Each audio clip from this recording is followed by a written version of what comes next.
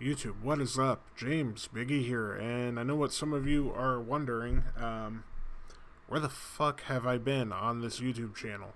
Well, I'll tell you where I've been. I have been busy with work, and I've been hanging out with the girlfriend and the dogs and the cats, and I had a wedding to attend. My girlfriend's sister got married a few weeks ago.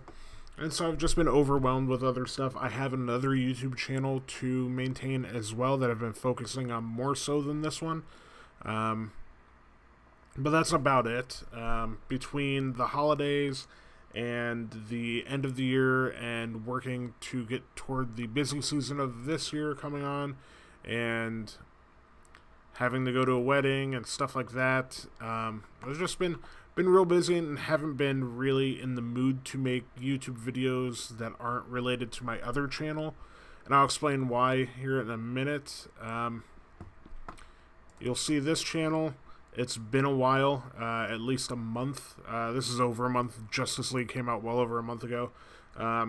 Since I've made a video, and I don't know how many folks have missed me here, but I thought I would make another rambly late video here and talk to you guys about whatever, where I've been and whatnot, and just give an update in general.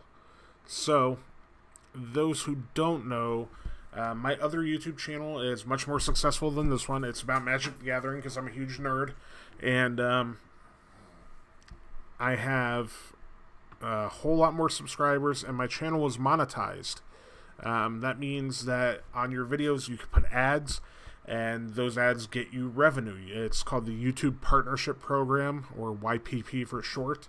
And before, when I became monetized, what you had to do is have 10,000 views total for your whole channel, all your videos, and then they make you a partner and put you in the program where you can get some monetization. This channel is super far from it. My best performing video on this channel has about 1,000 views. All the rest of them have nowhere close to that. And that's fine. This channel was never, this was just for a few people trying to, just ramble on, and the people that gave a shit, I figured, would watch these videos, and the people who don't, whatever, fuck them, I don't care. This is my more brash, where I rant about random stuff, and stuff I'm into, and whatever. But this channel, I got an email about. This was the one that is monetized. It's my Magic Gathering channel. This is actually a page from a video I just made for that channel that'll be uploaded tomorrow.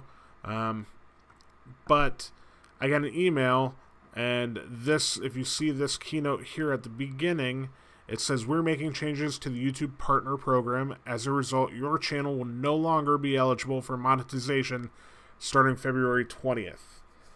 Now, I've talked about this at length in my other channel, but I'll talk about it here for a minute. So, myself and every other YouTube creator that, actually every YouTube creator in general, got this email, but every YouTube creator that does not meet the new requirements that they just randomly came out with no discussion ahead of time with any of us, will no longer be eligible to be monetized. That is thousands of channels. What they claim that they're doing this to prevent is, or why they're doing this, is to prevent spam channels and bot channels and stuff like that from existing. Because on YouTube, there's ways to create a channel and repost and post spam and stuff like that, or have a bot run channel that will get monetized and make revenue for some mystery person or entity out there or whatever. However, these new changes, what they are is, before you had to have 10,000 views total on your channel, you get monetized, you start making ad money.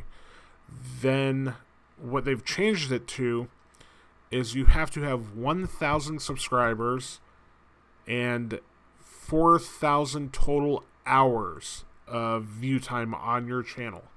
For those who don't know, my other channel, here, I'll click here and see if we can show you. Let's see. If I go to Switch account, you'll just see the subs here. This is my other channel. I have 412 subscribers. When they made this announcement, I was at like 310. And then my view time on this channel is somewhere around like 3,200 hours. So, in order for me to maintain monetization on that channel, I would have to get just under 600 more subscribers and about 8,000 more hours, or not 8,000, sorry, 800 more hours of view time, so I hit that 4,000 threshold. So, not that it matters in the grand scheme of things, but that channel was starting to gain some steam and kind of snowball and roll along, and I was starting to make more and more and more ad revenue. And it goes slowly, however, it eventually does add up, and you eventually get paid and you get cut a check. After you hit $100, they cut you a check. And then after your next $100, they cut you a check. But as your channel grows, that ad revenue adds up more and more and more, and you really start getting to a point where your channel pays you enough money to allow you to invest back into it. I was planning on buying some number of new recording equipment or software for editing so I can get more into that and learn that and invest back in the channel overall, and that would obviously overflow to this channel too, because whatever I buy for that channel, unless it's very specific, will be good for this channel as well. So you have this whole app that allows you to track your revenue and your views and everything. It's on my phone. You can see in the last 28 days I've made $12. Now that doesn't sound like a lot of money, but that is compared to the previous 28 days. I made under $10. So we were growing and moving on, and now over the last 365 days, because I've been making YouTube content for about 9 months now, I was at, I don't know if you'll see it here, but let me pull up the camera so I can see if I can get it in focus. Okay, there you go. It's at $81. So that's over a 9-month period of time. That's not a ton of money, but it's growing, and that's the thing. The fact that my channel is growing at a rate that shows a healthy growth and the ability to continue to expand, and for that number to go up faster and faster over time, it was really getting somewhere. And now, if I don't get to 1,000 subs and 4,000 hours of views, that growth is going to be cut off. That number is going to cease. They will cut me the check for what I've earned so far, but other than that, no more revenue comes in until I get that. Now, the channel is still going to grow. It's still going to be around, but that really blows. It sucks a lot that I got to that point and they're taking it away. It's just demoralizing. It makes you not want to try as hard if the incentive isn't there. Not saying I won't try as hard, but it feels bad. It generally goes toward the whole category of feeling bad. When you are given something that you work for and that you try to dedicate some effort into and some time toward, and they pull that away from you, it just doesn't feel good. It's not a good feeling, and I feel it's a policy that is really hindering a lot of creators of that level on YouTube. Now, I've seen some other people post videos on various channels about why it's a good thing and how it protects the bigger creators and the bigger content creators and video makers on YouTube. And sure, maybe, sort of, I can see that point of view, but it's really easy for them to sit up there while their channels are safe and they have that stream coming in and judge it from the safety net that they have. YouTube doesn't pay a ton in revenue. It really doesn't, and it's not a lot of money. But you got to think of it this way. If your channel's making YouTube revenue and it's growing faster, it's more visible by other people who are trying to find videos, your videos get more promoted, you are able to then look into doing something with corporate sponsors or you may be able to look into having a Patreon as a content creator. And if you're making a little bit of revenue off YouTube and you are able to invest it back into your channel's content improves, and then you are able to make better videos, and better videos get more eyes on them, and it snowballs, and it's just a number of various different things, variables that come together and create growth. And even stuff as stupid as, like, at the end of my videos over there, because it is monetized, I get to put a little button up in the top corner that you click, and it says it subscribes you to my channel. Or I get to link a couple videos that'll pop up on the screen at the end of the video. They take that away if you're not monetized. Like, you don't get that stuff until you hit that threshold of being monetized, and now they're taking it away. And it's just less and less tools at our disposal to grow, and that blows a lot. So I'm pretty pissed off at that, and I've been trying really, really hard to get more subs over at that channel, and that's part of why I haven't been over on this channel as much. I haven't made any videos over here for a long time. It's tough to maintain two channels, and this channel is always just for when I want to vent about something or talk about something that's not magic, and that happens a fair amount. But I've just been trying to grind over there as much as possible between that and work and maintaining a personal life and a home life and stuff like that. It's been a lot, so that's why I haven't been around. That's what the fuck is happening. Aside from that, it just is what it is. It's life. I am working into the beginning of the busy season here. The tattoo shop's been great. Even our slow season wasn't that bad, and I've been able to maintain and keep it together and make enough money to pay the bills and stay on top of things, and it's been really sweet. It's been really, really fun. And those are worries that you get going into a new shop, but this new shop's great, and it's starting to not become the new shop anymore. It's just the shop. I should stop referring to it as the new shop. I think I've made like 4 or 5 videos where I talk about it as the new shop. It's just the shop. It's great. It's better than ever. It's the best shop I've ever worked in by like a lot. And I've worked in some good shops. Like the shop I left that I was at for 9 years started out as a good shop and became a bad shop. I worked when I was in North Carolina for a year. It was a pretty good shop, and there's great people up there, and I love those guys in that shop or whatever. But like, this shop is just amazing. It's a lot of fun. We get along well. There's some changes coming up at the shop. I know it's been put up on his Facebook, but my homeboy Josh, who I've worked with for like 10 years now, is leaving the shop, or left the shop. He's no longer piercing anymore, and that's weird to me, because ever since I worked with him from when I started at the last shop, we worked together for 10 years. He was kind of a long-term dude and long-term friend, and while we're still friends and stuff, it's going to be weird not seeing him regularly, and that kind of blows. It's kind of a big bummer. I know the way things went and whatever ended up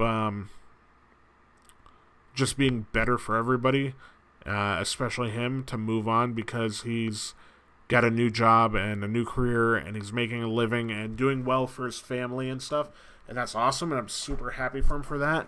But it's super weird. It's sort of a bummer, and I know that like we've had a long history together as homies and as friends and as coworkers.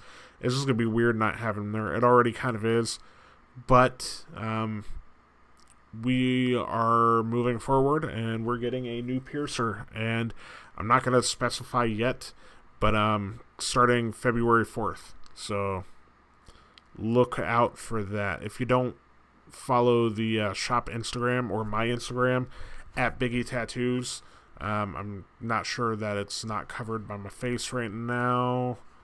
Oh yeah, totally is covered by my face right now. Let's see. I could just make this guy smaller, and you should be able to see right here at Biggie Tattoos up on your screen here. Wow, I'm really messing up here. But yeah, anyway, at Biggie Tattoos on Instagram, on Twitter, whatever. If you're not following that, and at Forever Faithful Tattoo Gallery, get on that. You'll find out more about the piercer and stuff as it comes along. As far as that goes, let's see, what else can I ramble about? Let me go to my Instagram here.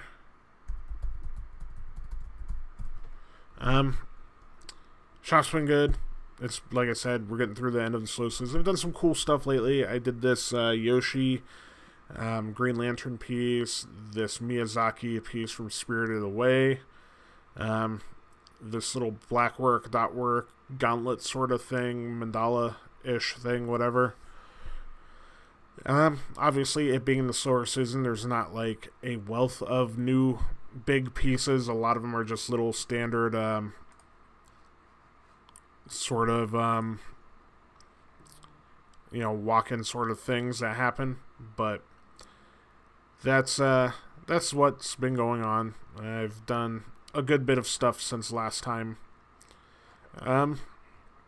Looking forward to getting into the busy season. Busy season comes, I'm probably gonna have even less time for YouTube and for other things. So maintaining 2 YouTube channels is going to be much more difficult than it has been now, and obviously this channel has not been very well maintained as it is. So yeah, there's that. What else? New music coming out. The new Evidence album came out Friday. It's super good so far, what I've listened to of it. I've listened to about the first half of it twice. It's been really good. Between the Buried and Me has a new album coming out. First song off that was great. I think I talked about going to the Between the Buried and Me show. Yeah, I don't know. Let's see.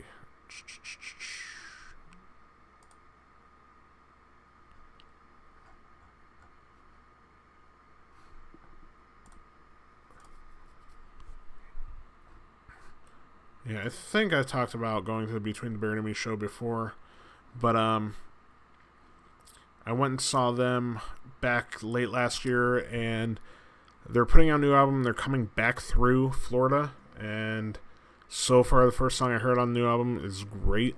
I really enjoy it. I really love that band a lot. I can't wait for the rest of that album to drop. It's a really good technical band that can still write a song. Oftentimes bands that are heavy like that are either like too over the top with the heaviness that it becomes difficult to listen to, or all it sounds like is, and I enjoy music that sounds like this sometimes, but it sounds like a box full of like pots and pans being tossed down the stairs. When you get to a certain level of guitar technicality and you're playing these arpeggio sweeps, and you're showing off, sometimes the song itself suffers. So Between the Buried and Me is good at avoiding that. They have a lot of progression to their music, and I enjoy that quite a bit. I have a buddy, Alex, who is into just heavy. He wants it to be heavy and brutal and whatever all the time. And some of the stuff that he listens to, I don't mind, but some of it's just like, just how about writing and playing a song, for fuck's sake? But that's where we differ. Other than that, movies I've seen lately, none too great. Trying to think of the last good movie I saw. I guess Star Wars Last Jedi, which was dope. All of the haters out there who had problems with that movie, while I can recognize why people would have certain issues, I just don't see those issues the same way that people seem to. For some reason, people have a real problem with that movie, and I don't get it. The movie's great. I don't think I have any trouble with it at all. So, there's that.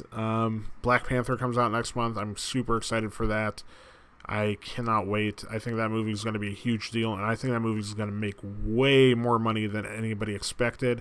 I think that's going to be Marvel's next, like, Guardians of the Galaxy level, as far as how it's celebrated and how much money it makes and how big of a franchise that becomes, and that's super dope. I'm happy to see a superhero like Black Panther, who represents somebody that's not just a white dude. That's pretty sweet. And while I love my white dude superheroes, I love me some Captain America and some Iron Man and some Peter Parker, Spider-Man or whatever. It's cool that, like, a dope-ass character like Black Panther just puts up front and center and unapologetically, like, that is going to be the blackest movie ever for a superhero movie. And by blackest, I mean, like, just the most unapologetically, like, just raw and really not caring about what people are going to say about it, as far as people who are bigoted in any sort of way. And I feel like it's going to be a huge deal for a lot of people, and that's great. Like, I think it's going to be a huge positive deal for a lot of people. Let me clarify. The way Wonder Woman was for women, I think the Black Panther will be for black folks. Let's be real, there's a lot of movies that come out, especially in comic books and superhero genre, and very few of them feature prominent black characters that have lead roles that matter. And the Black Panther is such a cool character on its own, regardless of the origins of that character or whatever, that, like, between that and, like, Luke Cage on Netflix, like, I really enjoy that content, and I love the fact that the first trailer you see for Black Panther has fucking Run the Jewels in the trailer. As soon as I heard that, I was just like, alright, this is, I'm so in, like, well before this even, like, the movie could be trash, and it could be very poorly done, which I highly doubt, because Ryan Coogler is a great director and storyteller, but, just from that trailer, just from hearing Run the Jewels and seeing those big action set sequences and stuff like that, and just seeing, like, this looks just fun and big and dope. It's gonna be dope, and it's gonna be, like, the blackest thing that Marvel's done, maybe aside from, like, Luke Cage, and that's cool, man. Like, I'm into it. I love me some culture, and I enjoy that, like Wonder Woman, like I said, did for women, and, like, it was a big deal for girls and women, and now, like, little girls growing up have, like, that movie to look at as, like, their thing, whereas, like, me growing up as just a white dude, like, I was all into Spider-Man, and, not that I was into Spider-Man for that reason, because he was a white dude, but, like, I could see myself represented more easily on a lot of different things than women get to, or black folks get to, or got to, at least back when I grew up. So it's cool that a whole generation of kids and people have that to look at as an example of something that represents them on, movies and TV and stuff like that. It's getting better. We're still not there, but those who would scoff at the diversity or like make light of it or make it not seem as important as it is, I don't think get it, and that's fine. But anyway, Black Panther looks dope. There's that. I hope that the soundtrack has more awesome stuff like Run the Jewels, because that trailer is so fun. Yeah, I don't know, Marvel bought Fox, or Disney bought Fox rather, not Marvel. Disney's much larger than Marvel, although it includes it. That's the thing that happened since I've been on here last. It's fine. It's kind of bad in a way that there's one less studio for stuff to get made at, but it's good if you wanted to see the X-Men next to the Avengers in the future, which will absolutely happen now. So that's cool. Netflix has a lot of good stuff lately, and a lot of good stuff coming up. I watched that show, The End of the Fucking World, on Netflix. It was really good. It was surprisingly good. So, check that out, I guess. Shit, I feel like I'm just rambling about nothing. I kind of gotta get my shit together and get to bed at a decent hour, because I'm playing a big Magic tournament tomorrow. Those who care about that stuff, check out the other channel. I'm not going to talk about it much here, but I have to get my stuff ready for that.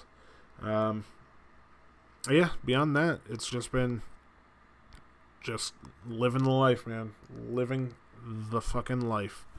I like that I can come on this channel and curse a little bit and don't have to, like, stop or censor myself or, like, be PC. Even though I don't fully go out of my way to be, like, censored or at least speak in a manner that is family friendly. Like, I enjoy the fact that I can come over here and be totally, like, NSFW or whatever with the language, and I don't worry about it because I don't give a shit on this channel.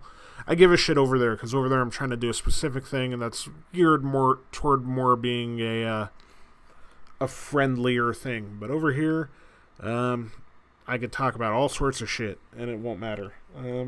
Although I don't really talk about anything terribly graphic over here, like, I'm not talking about fisting or anything, but, you know.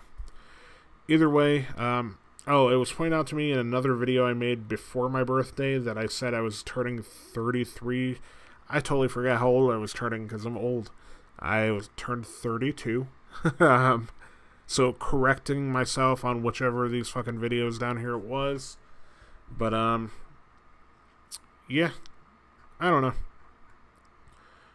The moral of the story altogether is YouTube kind of blows, and, if you are a YouTube viewer of this channel at all, and you see this video at all, go find some creators that you could tolerate or enjoy even, and if they don't have a lot of subscribers, subscribe to them. Hit the subscribe button. Do it on this channel if you haven't yet. If you're seeing this, you probably have, but do it on other channels. And there's a stupid fucking bell that comes up to click the bell so you get notified. And if you watch a video that you like, comment on it down below at the bottom of the video screen. And just help a YouTube creator out, because it's worthwhile if you take advantage of this giant free website that is actually a pretty great place to be.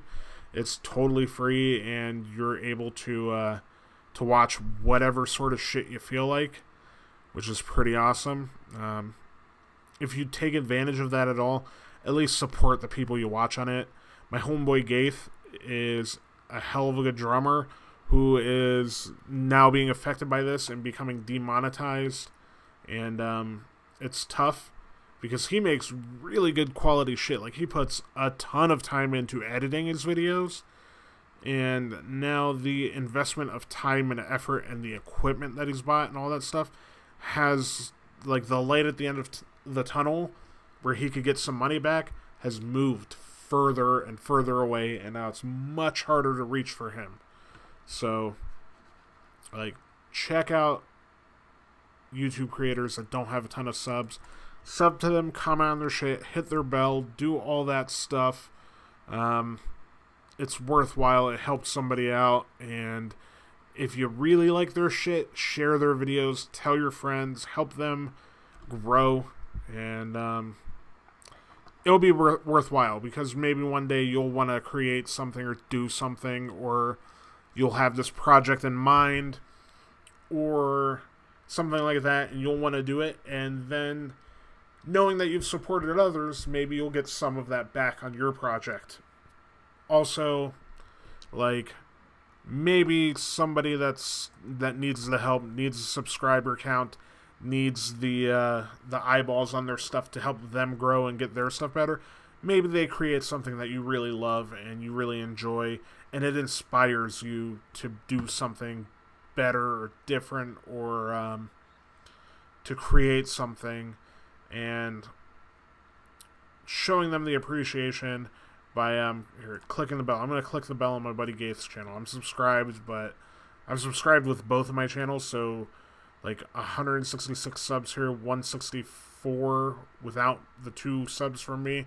But yeah, help them out, because even if they haven't yet, they may create something that inspires you or that you love.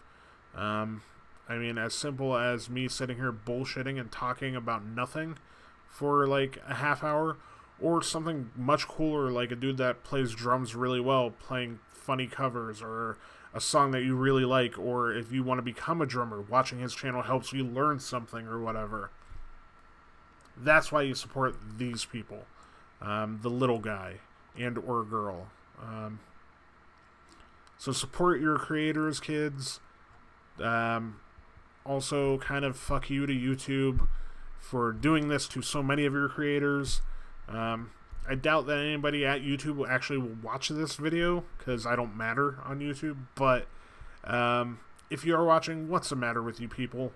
You know, you're really screwing over a lot of people and really making it harder for a lot of people that need the views or need the help. You're really hindering them from getting to the point where they could start making a little bit of money and start investing more in their channel. And it feels like it only hinders the whole platform. If you're shitting on the little guy, it feels like the next big thing on YouTube that makes you guys a ton of money may take longer to get there. I mean, it may not be as easy as it would have been. And, you know, you may be hindering what potentially could have been something big later on, or discouraging somebody who really would have brought something worthwhile to this website. So, shame on you guys. You suck, YouTube. But that's it. Alright, I'm gonna stop fucking rambling, because it's getting a little ridiculous. So go watch some YouTube videos, go subscribe to some channels, go do all that stuff, and yeah, maybe I'll post another one of these sometime. I don't know. Either way, peace out. I'll talk to you guys again sometime.